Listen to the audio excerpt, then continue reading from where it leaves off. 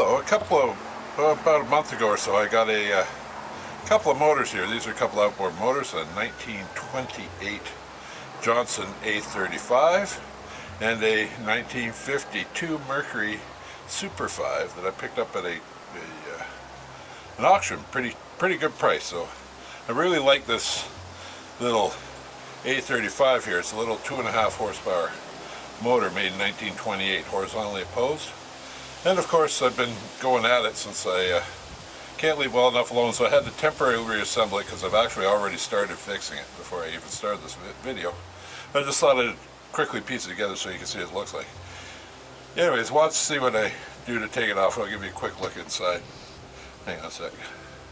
Okay, let's put you on the camera thing here. There we go.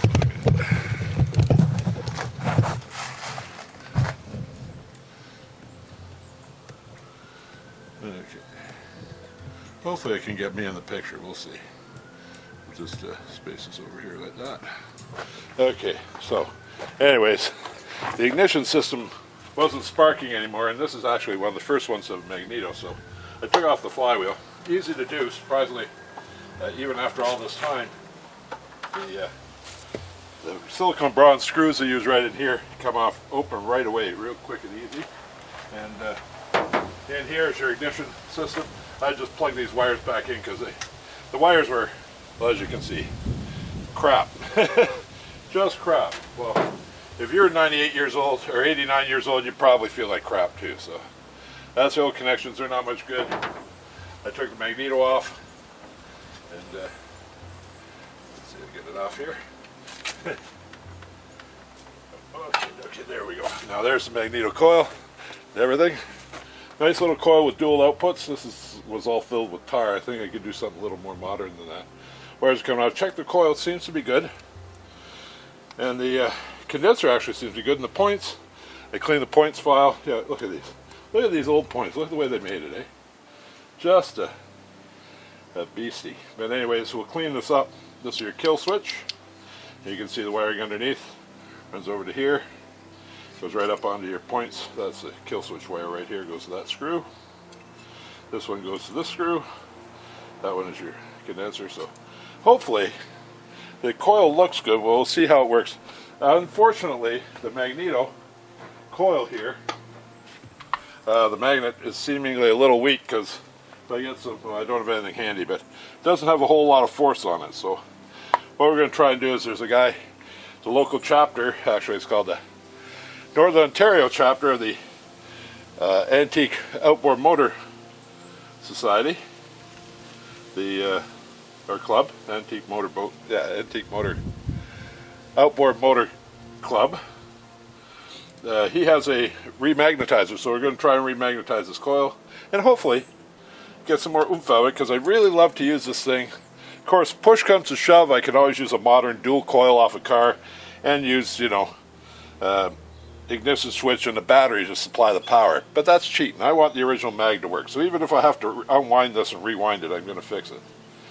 Consider that was actually, I think, pretty well the first reliable magneto that was made, and I'd like it to work. So anyways, that's just an overview of my quick picture. What do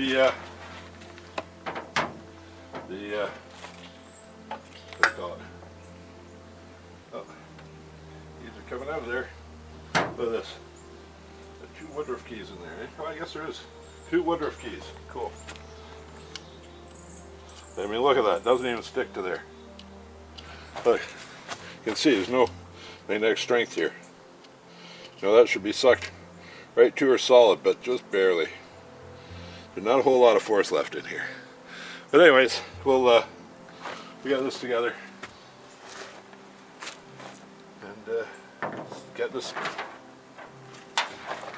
hopefully in the wind to get this going. I'm going to use this on my sailboat so I can annoy people. Nothing quite so annoying as a as a unit. So put this up here.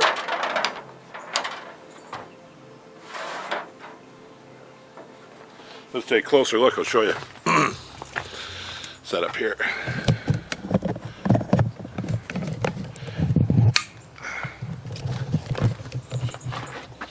Okay, let's get a closer look at this thing. Yeah, oh, it's in the shadow. That's the top of the engine here. There's one cylinder. That's the water jacketing here. Little carburetor. You got a position of. That's the slow speed, fast, then choke. And of course you can tickle it with this as the top of your float. If you look at your float bowl, it's actually kind of cool. Uses a cork, piece of cork as a float. Look at that. Isn't that hilarious? That works. I had one like that in my 50 Johnson. And surprisingly enough, it was easy to repair. And you can fix it in the middle of nowhere. Beautiful little boater. But this will work again. It has no prop on it, but I bought a prop from a guy. And found J&J Props down here is going to fix it for me. And then we'll get on this Mercury. Look at the Mercury. That actually came with steel cable for your starting cable. Not going to break that too easily. Anyways, that's just an update on these. I just started it. And we'll see how it goes a little later. Anyways, thank you very much. And thanks for watching. Have yourself a lovely day.